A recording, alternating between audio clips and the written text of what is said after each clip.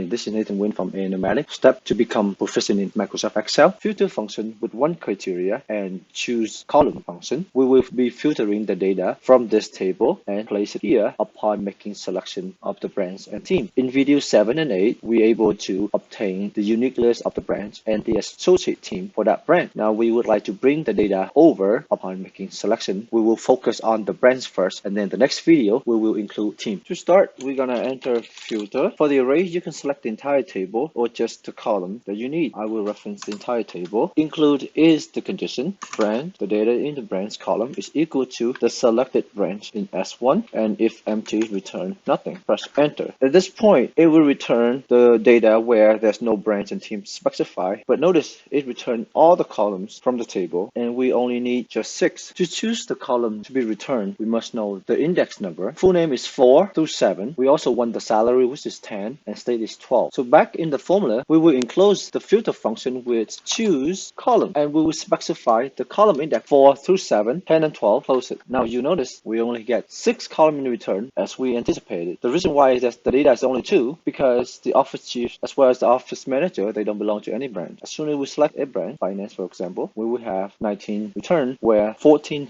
belong to a team and 5 do not belong to any team. They report directly to the branch chief. To eliminate the 0, we can use the substitute 0 with nothing, and there you have it. Congratulations, you now know how to use the filter function with one condition as well as implementing choose column. Follow the next videos. We include team as part of the filter. See you then. Bye bye.